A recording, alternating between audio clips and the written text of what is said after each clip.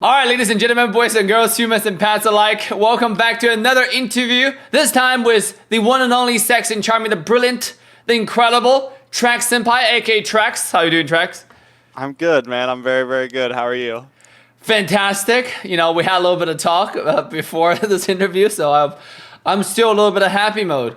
You know, I try to relax a little bit because this guy's a funny guy. So, Trax, I know you've been like bringing incredible casting and then just tournament performance to everybody in North American community. I think started in the last community tournament, I believe, right? That was the first tournament you casted officially.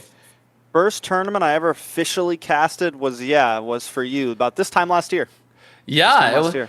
Dude, so walk me around like your the tracks behind the caster desk, right? So what do you do? I mean, like, how do you find Mobile Legends? How do you like decide to be a caster? Because all of those are really, really interesting to me. Like, I want to know how to become the current awesome caster that you are. Quick history story time. I think I was first introduced to Mobile Legends way back when Bane was dropping boat bombs and barrels on the ground and things like that. And then I think I took about a year break, and right around the time COVID hit, I was playing a little bit before that, and then when COVID like really hit, I was at home all the time. I had some extra money.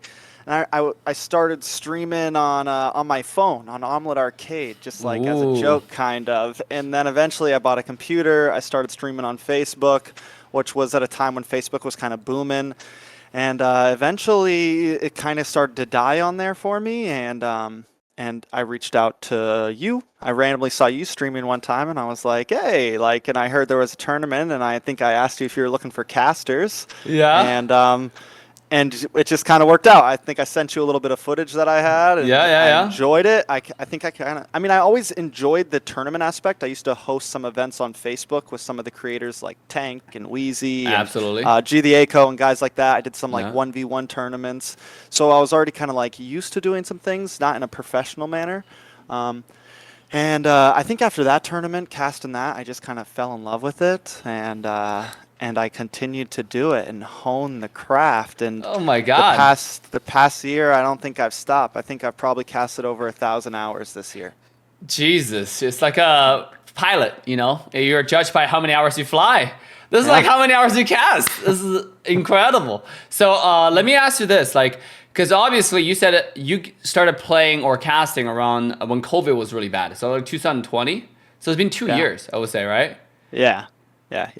Oh my goodness, that's insane. And even now, you're still working professionally, a full-time job. You're doing a Mobile Legends casting on the side as something that you're passionate about, something you're excited about. I mean, like, how do you manage the schedule? Like, because you literally go from work, home, and then on camera, you know? I'm, for the people that know me pretty well, like some of my friends on Discord and even people outside in my real life outside of here, people know I stay pretty busy, man. I don't really for me, this stuff is fun. For me, the casting, the hosting events, things like this, I enjoy it. That is my fun. I don't go out on the weekends. I don't go and party. I don't go do things like that. I come home and I cast a Mobile Legends tournament. I come home and I hit up Discord. I hit up some people. I get some stuff done. And I work, and are you a singer? I bust my butt. Am I a singer? Yeah.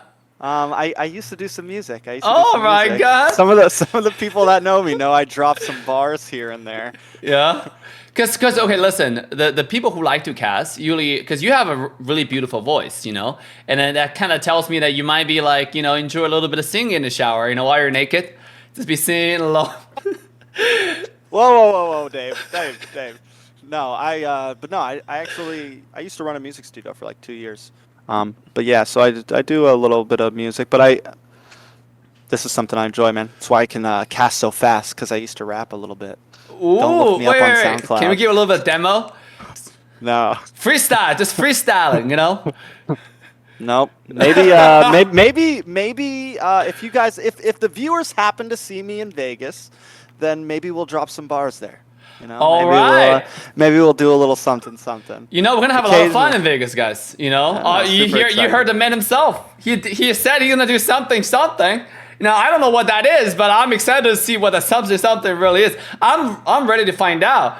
Okay, so let me ask another question then. Like basically within a 2 year of time, after the first time that there was opportunity for you to actually cast officially, you've been practicing yourself, you've been honing your skills, and you've just been going at it, like nonstop. And right now, you're one of the best casters in North America. Actually about to train more casters in the upcoming year. Hopefully, because a lot of people look up to you. See, if I wonder if I can cast tournaments like Trex Senpai. So, like, what is your routine like? Do you just I mentioned you just go from work home and start casting, but is there a schedule you set for yourself? Is there something that you learn? Do you watch tournaments, a lot of them, and just learn from it? So for casting, like if we're talking about like my schedule, like my training schedule, I guess. Right.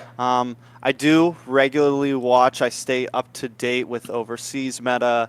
I don't only listen to Mobile Legends casters. I mean, I listen to some Dota casting. I listen to some League casting. Even though I don't know what half the stuff they're talking about, it's more about their rhythms, the way they cast, the way they use their words, their vocabulary, things like that. But I definitely also listen to the MPL casters, a lot of MPL Philippines and some Indonesia. I listen to them more for the way that because they do a 3-desk a lot of the time. Yeah, absolutely. And I just love their transitions. They all come in so smoothly. There's never any gaps. There's barely ever any stutters. And it's something that I think, over the past year, there's been guys like Private that I brought into the NASL. There's guys like G that we brought into the NASL, started casting that we've been working with, that I've been working with. And those are things that like when I cast with these guys, we're always talking about like, all right, like how can we improve? What can we do better? How can we make our transition seamless? Especially when you're not in person. We're on the internet. We're trying to there's no way to be like, hey, I'm ready to talk. There's no way to be like, hey, like we just so it's man, I'm constantly listening to other people. I'm constantly staying up to date with meta, with things that are going on. I stay really up to date with the teams in NA. I think that's something I bring to the table that most, I know these players. I've gotten to know a lot of them over the past year. I've gotten to know these teams over the past year. I think my knowledge of the teams here goes a lot deeper than a lot of other people just because of that. Absolutely.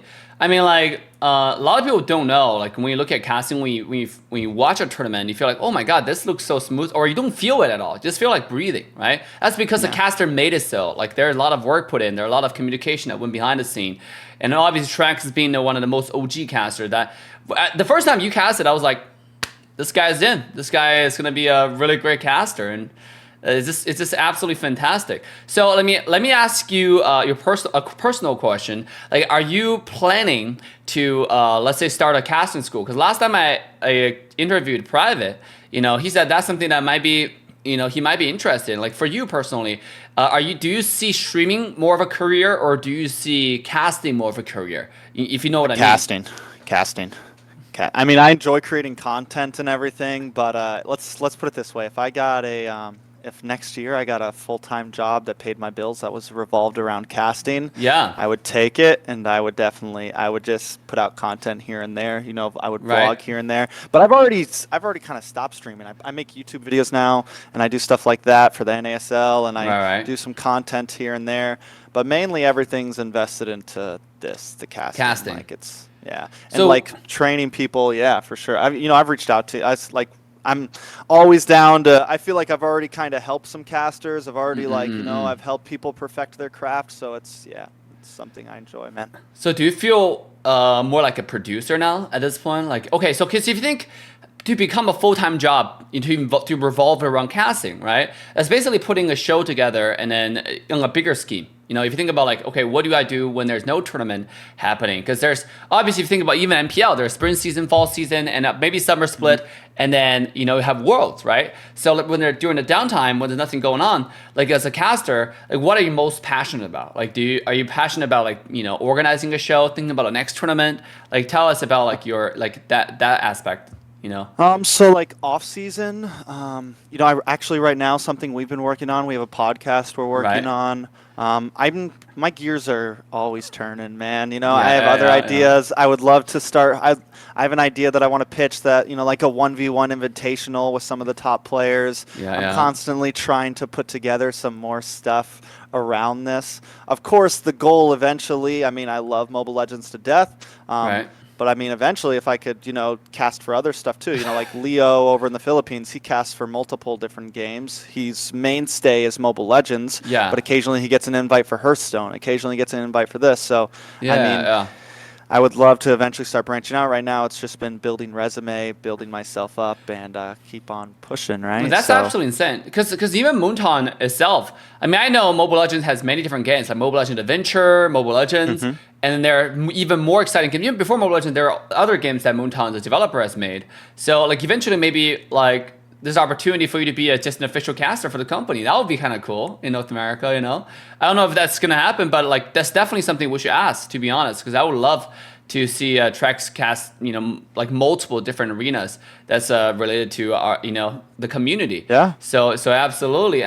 Okay. So I think that's going to be wrapping up our interview today. Is there anything else that you want to say to your fans, to your viewers? A lot of people who are already familiar with your voice on a casting desk, but obviously, like I said, Trex will be in Vegas, so make sure to plan your trip. But anything you want to say to our viewers right now?